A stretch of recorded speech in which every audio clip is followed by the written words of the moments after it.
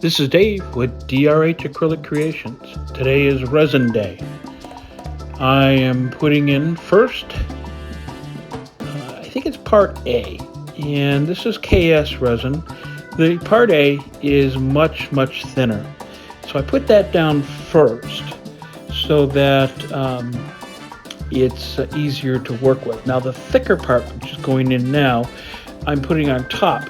That way I'm not having to dig it up from the bottom, and I can incorporate it much easier. And that is probably the key to getting ready to resin.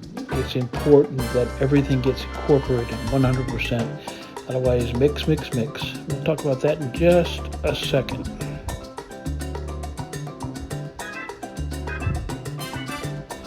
This is a real tough pump to push,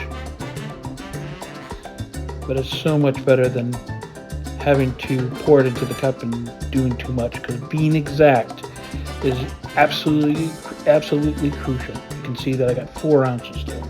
Okay, put it into a warm bath. Not necessary to do this necessarily, but I do it because it warms up the resin and it makes it much easier to mix.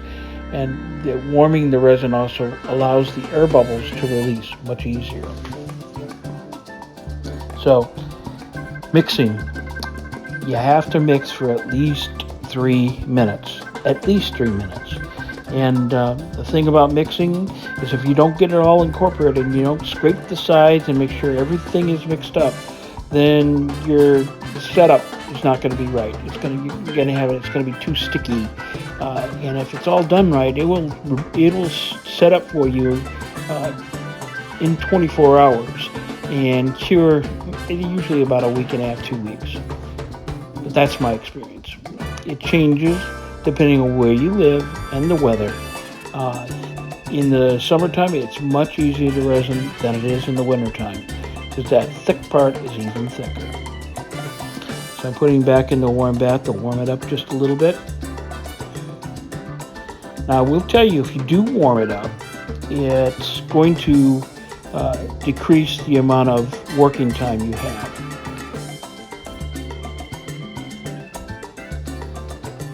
Because resin will start, when you heat it up, it'll set a lot faster.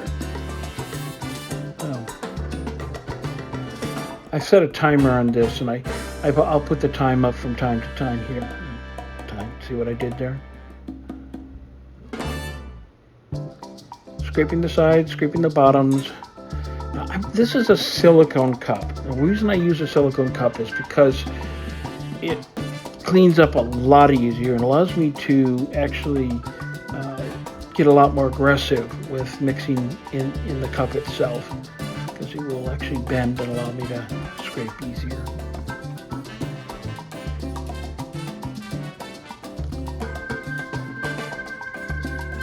We're getting close now. And there's our 3 minute. Going back over to the piece we're resining, I'm wiping it down with, this is a microfiber, but any cloth that is lint-free will work. Some people wipe it down with baby wipes. I wiped it down yesterday with a little bit of alcohol, so this was just to get anything off the surface. I pour my resin into the middle of the piece that I'm working with. A lot of people tell you this is what works for me. So once the resin is out of the cup, I try to get as much out of it as I possibly can.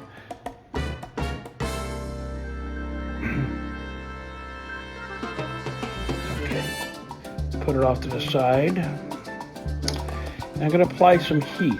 This is an embossing gun, but you can use a torch, you can use a heat gun. The thing is about this, you don't want to put too much heat in one place, because you can cause the resin to put off vapor, and that's not good. You breathe that stuff in, it's poison. Now, I'm going to tell you flat out, when you are resining, it is very wise to wear a respirator. And I'm not talking just a face mask, a respirator that actually filters out fumes and particulates. I have a 3M respirator that I use. Absolutely. That's the reason I'm not talking to you while I'm doing this, is because I had my respirator on. And what I'm doing here is I'm stretching it out. A lot of people use a tool to spread it out, but for me, I find I get a better finish. For me, a better finish by stretching it out to the edge, making sure I get it nice even across the entire piece before I allow it to go over the sides. What will happen if you do use a tool, which is, a lot of people do, and it self-levels, but for me, it's harder to see where the bubbles are, where any imperfections are. Basically, I can see a smoother finish from the beginning. I can see where I need to concentrate on to get an even coat across the entire piece. I use my embossing gun frequently. I think I cut out one or two that I used at this, and just making sure they get rid of all of the micro bubbles. They will work their way out, but I like to give it a start from the beginning that it's good to go.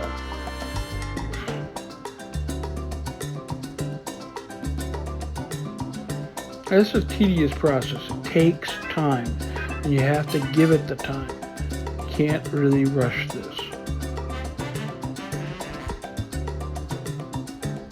Now, I resin the entire piece. I even get some resin on the sides. There are people who take the sides and only resin the top. There's no wrong way of doing it. But I will tell you, there are a few things that you have to be careful with. If you don't make sure you get an even coat, you'll get little spots that will be obvious in the finish.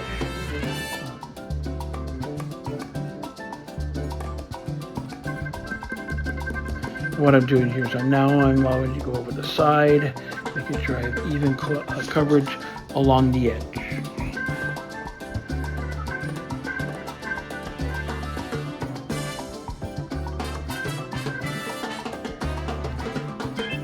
Okay, now I'm checking the sides, making sure that I got even coverage all around the sides and getting rid of drips. Once you're done, you can get rid of the drips across the bottom.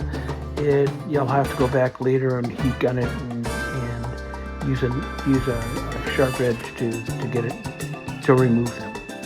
It's easy to do it in advance.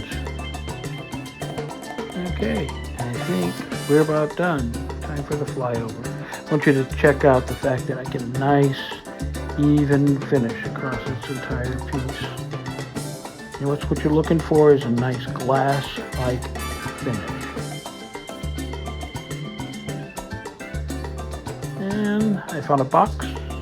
I cover it up so that I don't get any dust particles or bugs or anything else that might possibly end up in your... I hope you found this useful today. Thanks for being here. Bye now.